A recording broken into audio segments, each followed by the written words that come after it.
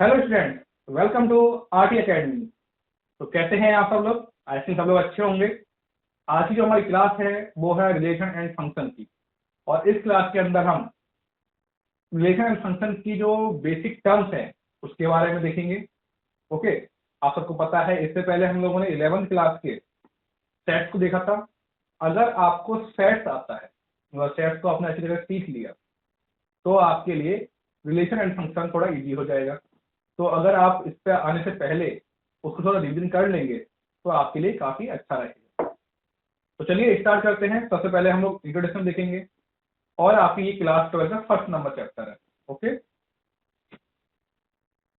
And यहाँ पर ध्यान रखें, सबसे पहले हम यहाँ पे ये देखेंगे कि जो 2021 एंड 22 का जो सिलेबस है, रिवाइज सिलेबस है, उसमें क्या क्या नहीं आएगा। तो ये कुछ अच्छी चीज है। यहाँ पर एक वर्ड देखिए, कोड देखिए, stay away from negative people. जो नेगेटिव पीपल है ना, उनसे दूर रहिए। They have a problem for every solution. उनको हर सॉल्यूशन के अंदर कोई ना कोई प्रॉब्लम दिख जाएगी। तो ऐसे लोगों से दूर ही रखिए आप। हाँ, ऐसा नहीं है कि आप बिल्कुल आंखें बंद कर लें कि नेगेटिव चीज से, ऐसा नहीं है। बट ऐसे लोगों से भी दूर रहिए जो हर चीज में प्रॉब्लम देखते हो। तो वो क्या, थोड़ा आपकी मेंटेलिटी को खराब करेंगे।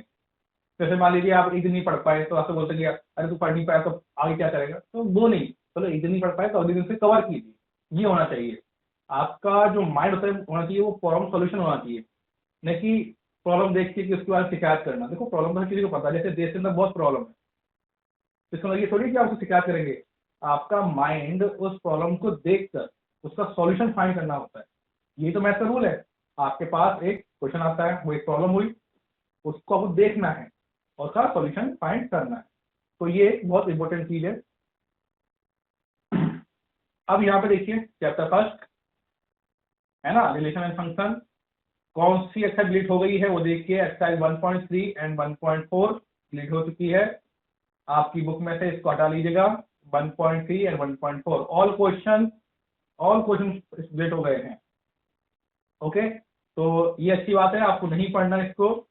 पेज नंबर कौन से पेज जो एग्जाम्पल हैं वो कौन से हैं? पेज नंबर 12 पर एग्जाम्पल 15 to 28 ये आपको नहीं पढ़ना। ओके, एंड पेज नंबर 20 पर 29 से 42 एग्जाम्पल नहीं पढ़ना। टॉपिक कौन रिलेट हुआ है? Composite function and binary operation, ये दोनों रिलेट हो गए हैं। मिशनरीज एक्सरसाइज के अंदर रिलेट क्वेश्चन कौन से? 1 2 3 6 7 9 11 12 13 14 18 19। पेज नंबर 27 पर 45 और 49 ये डिलीट हो चुके हैं, तो इनको नहीं रीड करना। तो ये चीजें आप लगा लो आपकी बुक में। एंड ये आपका टॉपिक है introduction, type of relation, type of function, composite function and inverted function, binary operation. तो ये से भी नहीं पढ़ना हमें, बाइनरी ऑपरेशन कट हो चुका है ना। तो ये भी हम नहीं पढ़ेंगे। तो ये चीज तो ऐसी समझ में आ गई होगी कि हमें क्या पढ़ना है क्या नहीं पढ़ना है। तो देखो, अभी एग्जाम के पॉइंट ऑफ व्यू से आपको इस पर फोकस करना है। बट अगर आप आगे पढ़ रहे, जैसे आप इंजीनियरिंग करेंगे, तो उस केस में आपको थोड़ा इसको भी अलग जो अलग चीजें हैं जो आपको आपने नहीं पढ़ी तो उसको भी फोकस कर लेगा। ओके, चलो। तो अब हम देखते हैं यहाँ पर ऑर्डर पेयर। देखते हैं हम लोग ऑर्डर पेयर। देखो क्या होता है order pair. An order pair consist of two element in a given fixed order. एक गिवन फिक्स ऑर्डर में वो है, for example A comma B. तो देखो ऑर्डर मतलब क्या हो गया, जैसे कि एक आपको ऑर्डर दिया गया कि आपको कुछ चीज रीड करनी है, टीचर ने आपको बोला कि होमवर्क करना ही है, तो आपको वो करना ही पड़ेगा। एक फिक्स ऑर्डर है उसका, है ना। अब बोलोगे सर हम तो नहीं करके लेके आएंगे, तो फिर क्या डंडे खाओगे और क्या, है ना। तो आपको एक फिक्स ऑर्डर दिया जाता है, तो वही फिक्स होता है ना मतलब। तो यहाँ पर जो ऑर्डर पेयर है वो जो पेयर होगा वो एक फिक्स पैटर्न में होगा, जैसे ए और बी। एंड एलिमेंट, एलिमेंट बता दिया था मैंने आपको कि जैसे कोई मान लीजिए कोई सेट ए है, उसके अंदर जो एलिमेंट है 1 2 3 या फिर एक्स वाई जेड जो भी है, ये सारे क्या होते हैं, इसके एलिमेंट होते हैं। ओके, अब यहाँ देखिए इक्वलिटी ऑफ ऑर्डर पेयर। समझना इक्वलिटी ऑफ ऑर्डर पेयर क्या होता है। ये देखिए, two order pair are equal only if, समझना यहाँ पर, only if the corresponding first element are equal to second element are also equal. कब होता है इक्वलिटी ऑफ ऑर्डर? जब टू ऑर्डर पेयर हो गया आर इक्वल ओनली, तभी इक्वल होंगे जब corresponding first element and are equal and second element are also equal, ये होगा। ठीक है, तो यहाँ पे एक एग्जांपल देखिए, find the value of A and B if 3a minus 2 comma B plus 3 is equal to 2a minus 1 and ये है ना।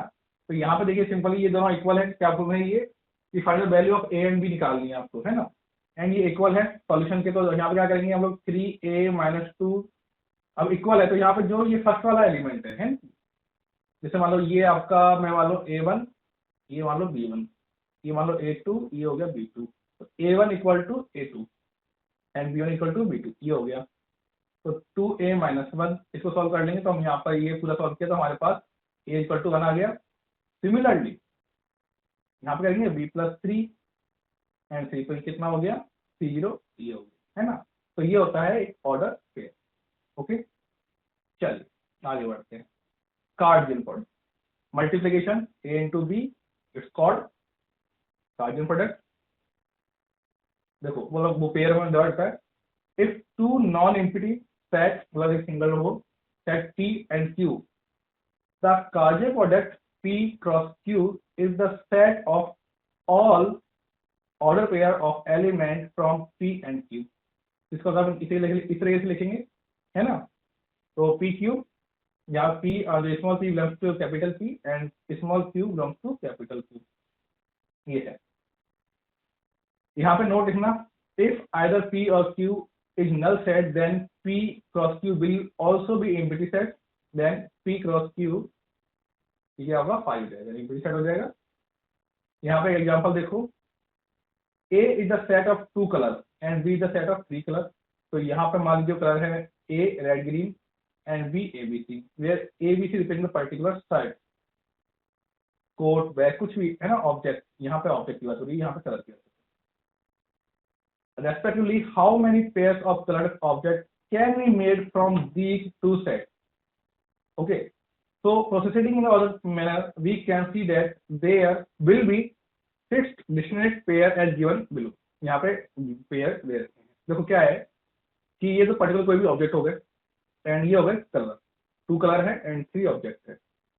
अब A क्रॉस B, तो याद करो हमने क्या किया था, याद है कि A क्रॉस B, पहले याद करो कि अपने जैसे मान लो सेट A है एंड यहाँ पे मान लो B x y है, तो हमने क्या किया था कि A को x से मल्टीप्लाई किया था, याद है इसे कैसे लिखा था, हमने मल्टीप्लाई किया, मतलब इसे कैसे लिखा था, एंड यहाँ पर A को y से, लास्ट टाइम जो सेट हम समझाया था आपको उसमें मैंने बताया है आपको पूरा, और आपको याद हो आपने लास्ट क्लास में पढ़ा भी होगा इस तरीके से। तो यहाँ पर red A, red B, red C, green A, green मान लीजिए, ग्रीन B, ग्रीन C, इस तरीके से। Note an A P and NB Q, तो NA cross B equal to P and Q, where NX denotes the number of elements in that set। जो NX है इस तरीके से हम जो डिनोट करते हैं वहां पे क्या आता है, number of element in a set. तो ये चीज है, तो हमें इसको थोड़ा ध्यान देना है। ओके, तो NA NB जो डिपेंड करते हैं वो इस तरीके से डिपेंड कर रहे हैं। तो ये आपका पूरा चीज है, आपको समझना है। ओके, चलिए, तो यहाँ पर एक क्वेश्चन है वो देखिए, late 1 2 3 and B 3 4 C 4 5 6 find the A cross B intersection C and A cross B intersection A into C। ठीक है, तो यहाँ पर हमारे पास अगर मैं बात करूं कि B इंटरसेक्शन C क्या होगा, इंटरसेक्शन की बात हो रही है, तो यहाँ पर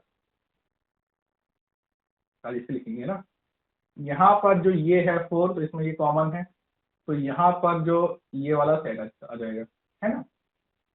एंड यहाँ पर A cross B intersection C ये है, और A क्या है हमारे पास 1 2 3 एंड ये क्रॉस इससे बात करें हम लोग तो ये हो जाएगा इससे 4 से। तो यानी कि हमारे पास जो पेयर बनेगा 1 4 एंड एक होगा हमारे पास 2 4 एंड एक होगा 3 4, राइट।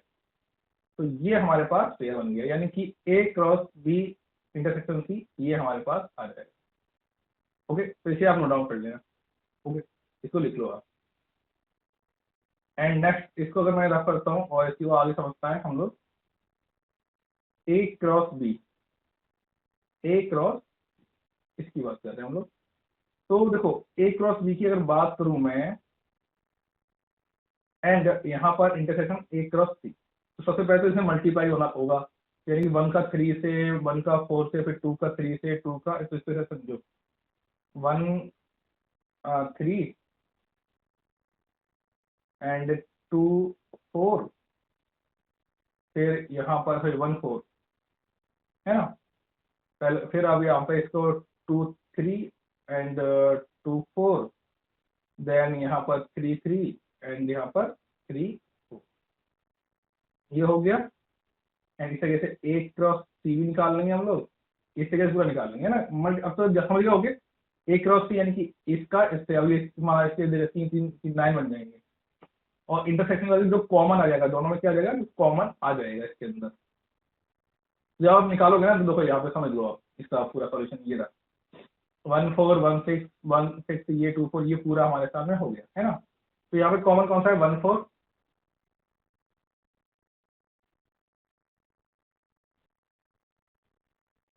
ये कॉमन है तो ये लिख दिया हमने। और देखो और कौन सा कॉमन है, ये 2 4 लिख दिया, एंड 3 4, तो ये 3 4 लिख दिया। तो हमारे पास ये आ गया इसका सॉल्यूशन। तो आई थिंक आपको समझ में आ गया होगा कि क्या किया हमने, काफी इजी क्वेश्चन था। अब आते देखते हैं रिलेशन, समझ में आ गया। देखो रिलेशन क्या होता है, हिंदी होते संबंध। every non-zero subset of A cross B define a relation। क्या कहता है, define a relation from set A to set A से 2 के बीच में नॉन जीरो, है ना।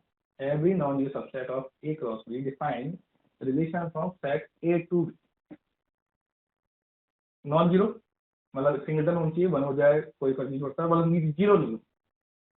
A क्रॉस B हो गया तो Cartesian, define relation from set A and set B। ये पता है आपको, इसको हम इस तरीके से लिख सकते हैं, आर, है ना, curly bracket A B small bracket subject A B, there it's A B belongs to A cross B and A relation B। इसे हम इस तरीके से लिखते हैं। आगे बढ़ो, यहाँ पे देखो, A relation R from non zero empty set A to a non zero empty set B, दोनों नॉन एम्प्टी होनी चाहिए, is a subset of the Cartesian product A cross B. The subset is derived by the described relationship between the first element and second element of the ordered pair in cross B. The second element called the image of the first element। जो second element है उसे क्या बोलते हैं हम, first element के बोलते हैं। For example यहाँ पर देखिए, A is 2 3 5 and B is 4 9 25।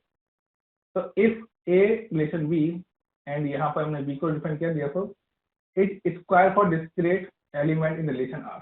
तो यहाँ पे 2 4 एंड 3 9 एंड 5 25, है ना। तो यहाँ पर आप अब समझो डोमेन एंड कोडोमेन बहुत इंपॉर्टेंट चीज है, और ये आपको आनी चाहिए। यहाँ देखिए, यहाँ पे मान लीजिए ये A सेट है एंड ये B सेट है, तो यहाँ पे इसके ये एलिमेंट है, ओके, एंड ये B के एलिमेंट है। अब यहाँ पर ये पूरा इससे कनेक्टेड है, मतलब A B से 2 C से, तो इसके अंदर 3 चीज होती है, डोमेन, कोडोमेन एंड रेंज। देखो डोमेन कोडोमेन क्या होता है वो समझो। सबसे पहले तो हम A के एलिमेंट देख लेते हैं, 1 2 3 4 5 ये एलिमेंट हो गए। B के हो गए हमारे पास, यहाँ पर B के हो गए हमारे पास A B C and D, ये हो गया।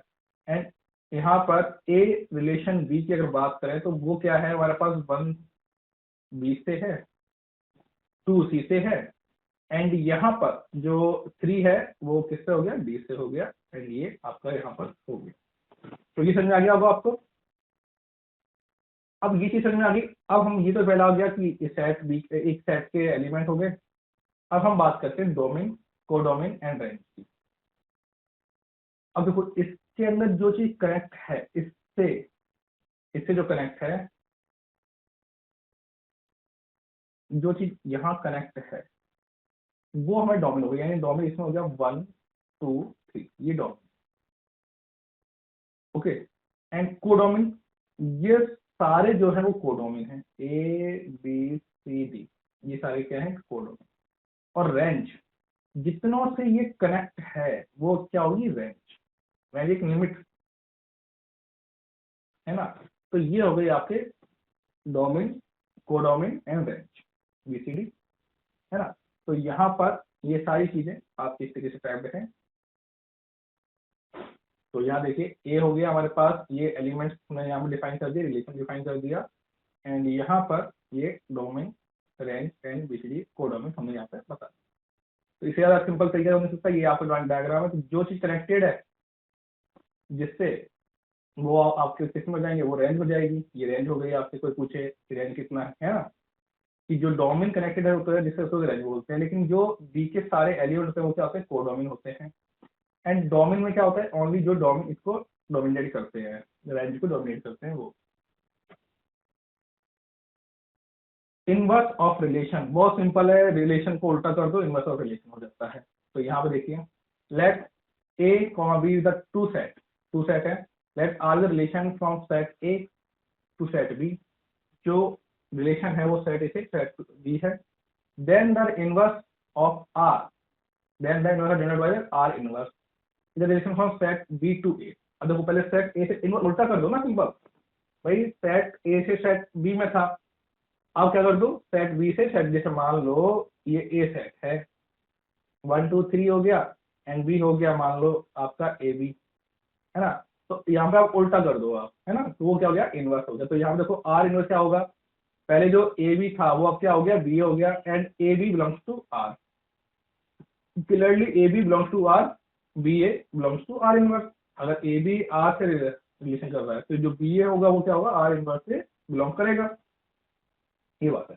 तो यहाँ पे एग्जांपल देखो अब आप, N the set of first 10 natural number, तो यहाँ पर A relation R B, A to B equal to 10, है ना। तो यहाँ पर N equal to 1 2 3 4 5 10, A B belongs to natural number, जो ए बी है वो क्या कर रहा है belongs to number natural number. तो यहाँ पर देखो समझो कि A and to B, A and to B, तो यहाँ पर देखो ए की वैल्यू अगर मैं 2 रखूँ यहाँ पर, है ना, एंड बी की वैल्यू अगर मैं 4 रखता हूँ तो कितना 4 टू जाएगा 10 हो गया। एंड यहाँ पर अगर मैं ए की वैल्यू 4 रखता हूँ, सेकंड वाला एलिमेंट देखो, एंड बी की वैल्यू 3 तो कितना 6 हो, ये भी 10 हो गया। एंड अगर मैं यहाँ की वैल्यू 6 की से सकता हूँ एंड उसको 4 रखता हूँ तो ये भी हो गया।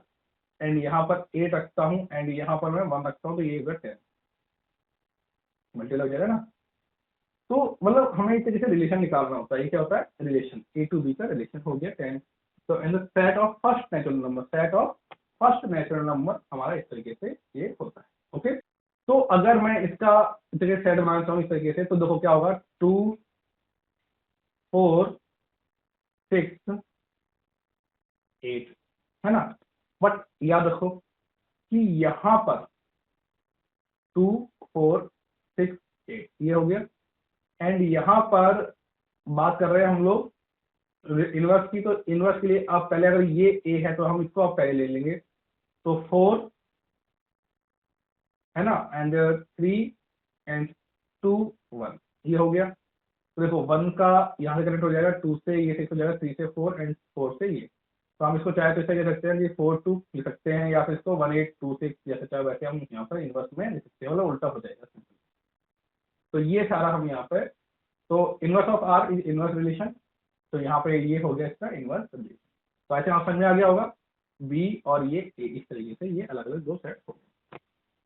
ओके, अब आगे बढ़ते हैं हम लोग, एक क्वेश्चन देखते हैं। Let 1 2 3 4 5 6 define the relation R from A to A to A, Y the R equal to curly bracket x y and y equal to x plus 1, write in a domain, codomain, range. Okay.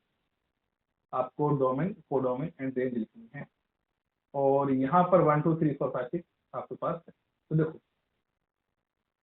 Domain की अगर बात की जाए तो domain तो यहाँ पर क्या हो जाएगा कि जो ए है इसका जो 6 तक ही है, क्या है 6 तक ही है। तो यहाँ समझना, देखो अगर यहाँ पर मैं इसको x मान लूँ, एक जो x मान लेता हूँ, है ना। तो अगर x इक्वल टू 1 है तो y इक्वल टू क्या आ जाएगा 2 हो जाएगा। एंड अगर x इक्वल टू 2 है तो y इक्वल टू क्या आ जाएगा 3 हो जाएगा।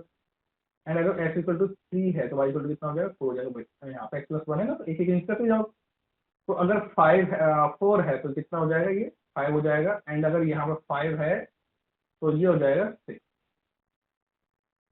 कितना हो जाएगा 6।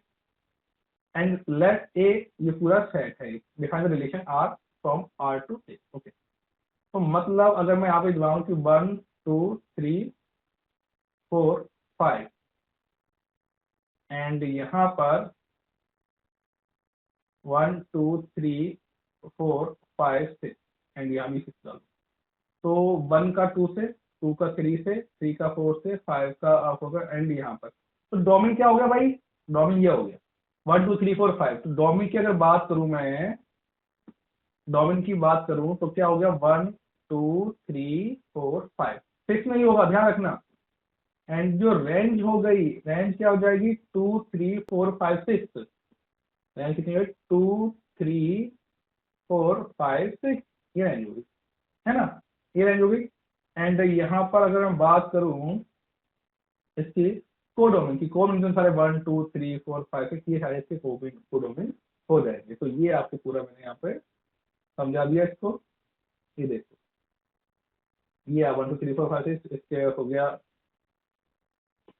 ये हो गया आपके सामने 1 2 3 4 5 6 एंड ये हो गया 2 3 4 5 6 रेंज एंड कोडोमेन 1 2 3 4 5 6 ये हो गया। ओके, समझ में आ गया होगा आपको कोडोमेन। चलो देखो अब यहाँ पे लिखा है given R, if given R curly bracket X Y belongs such that x and y belongs to w, x square plus y square 25, find domain and range. Domain and range तो मतलब कि x स्क्वायर वाई स्क्वायर 25 और हमें x और y find करना है और whole number ले रखा है, ठीक है। क्या करें, तो देखो अगर मैं x की वैल्यू 0 रख लूँ तो y की वैल्यू 5 रखूंगा तो क्या हो जाएगा एक्स स्क्वायर 0 एंड 25। ओके, अगर मैं x की वैल्यू 3 रख लूँ एंड y की वैल्यू 4 रख लूँ तो 3 या 9 एंड 4 16 ये हो जाएगा। एंड अगर मैं x की वैल्यू 4 रख लूँ एंड यहाँ पे y की वैल्यू 3 रख दूँ एंड अगर x की वैल्यू 5 रख दूँ एंड y की वैल्यू 0 रख दूँ, तो हमारे पास यहाँ पर समझ में आ गया कि भाई किसको लगाया तो ये हो जाएगा, है ना।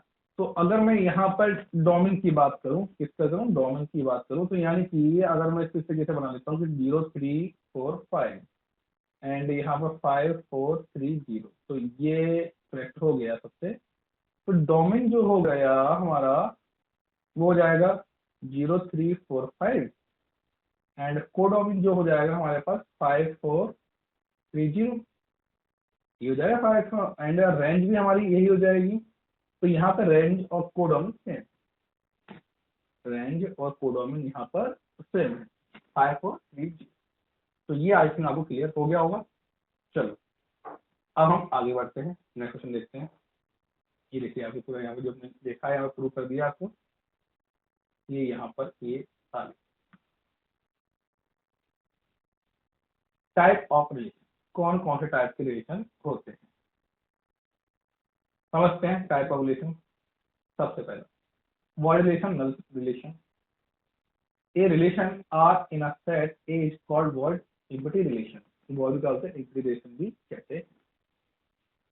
If no element of A is related to any element of A, यानी कि कोई भी एलिमेंट A का किसी भी एलिमेंट से रिलेटेड ना करे, तो यहाँ पे R इज इक्वल टू 5, ठीक है, एंड प्रॉपर सबसेट का A क्रॉस ये हो गया यूनिवर्सल सबसे जुड़ जाए। a relation R in a set is called universal relation if each element of A is related to every element of A. So then यहाँ पर R equal to A cross A. Okay, ये हो गया word, बहुत simple चीज है ये, काफी कोई इसमें इतना नहीं है. Both are empty relation. देखो, empty relation and universal relation sometimes called trivial relation. क्या बोलते हैं? trivial relation. ये आ गया रखना है, अगर पूछ ले आप बहुत छोटा सा question.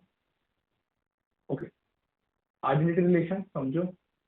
A relation defined on set A is said to be identity relation if every element of A related to itself only. खुद से ही itself, यानी कि खुद की आइडेंटिटी खुद ही बताते हैं, है ना, वो कहता है identity relation. A relation defined on the set of natural number as with rule A R B यानी कि A equal to B is identity relation. तो 1 1 2 2 3 3 इस तरीके से जो होते हैं रिलेशन, वो क्या बोलते हैं हम लोग? आइडेंटिटी रिलेशन कहते हैं. समझ में आ रहा होगा? आगे reflexive relation. A relation R on set A is called reflexive. Reflexive को समझो, reflex मतलब आप पर ऐसे reflex आ रहा है तो सेम ही तो आ रहा है. If every element of A related to itself, okay, खुद से रिलेटेड हो. देखो यहाँ समझना कि यहाँ पर ओनली आइडेंटिटी रिलेशन में क्या होता है? A relation of set is to be identity relation if every element of element of A related to itself only, तो वो हो गया आइडेंटिटी रिलेशन. बट यहाँ पर क्या होता है कि रिफ्लेक्सिव रिलेशन में कि भाई every element of A related to itself, thus the R is reflexive, जैसे A belongs to R, for A belongs to A relation R on set A is not reflexive there it is no element. और कोई element नहीं है तो वहां पर कोई भी एलिमेंट वो नहीं करेगा. तो यानी कि A belongs to subject A not A, A not relation. ठीक है, फॉर एग्जाम्पल लेट 1 2 3, यहाँ समझ में आएगा. तो यहाँ पर जो R है 1 1 2 2 3 3 1 3 3, मतलब और भी है, जिसके अलावा और भी है ना, खुद का रिफ्लेक्सिव भी है. तो 1 3 ओके एंड 2 1, ये हो गया. इधर रिफ्लेक्सिव रिलेशन ऑफ A, इसका क्या है? रिफ्लेक्सिव रिलेशन है. But R1 1 1 3 3 2 1 3 2 it not reflexive relation और A because 2 not belongs to A. जो 2 है वो A से बिलोंग्स नहीं करता है. समझ रहे हो आप बात? समझो वापस कि भाई इसको आप ऐसे देखो, रिफ्लेक्ट होना चाहिए. क्या होना चाहिए? रिफ्लेक्ट होना चाहिए. तो यहाँ पर हमने क्या किया कि जो 1 का 1 से हो गया, 2 से 2 का हो गया, एंड 3 का 3 से हो गया, एंड 1 का 3 से हो गया, एंड 2 का 1 से हो गया, 2 का 1 से हो गया. बट तो ये तो इस ए सेट का रिफ्लेक्सिव है. बट R1 जो है यानी कि 1 1 हो गया, 3 3 हो गया, 2 1 एंड 3 2, है ना, is not reflexive relation because 2 not belongs to A. जो ए जो 2 है वो बिलोंग्स टू ए नहीं करता. But 2 2 are not relation. ये समझना आप, तो ये चीजें आपको ध्यान रखना है ना. Every identity relation is reflexive relation, but every reflexive relation is not identity relation. तो ये आप इसको यहाँ पॉइंट पे, ये मैंने आपको बता दिया पहले भी कि हर कोई पूछे आपसे कि क्या every reflexive relation is identity? Yes. But क्या every identity relation, sorry, every reflexive relation is identity होता है? नहीं. But every identity relation क्या होता है? reflexive होता है. क्या हो मतलब I जो है वो R से रिलेटेड है, बट R जो है वो I से रिलेटेड नहीं है. ये आपको ध्यान रखना. ओके, चलो और देखते हैं सिमेट्री रिलेशन. सिमेट्री से नाम से समझ में आ रहा है कि जो सिमिलर लोग.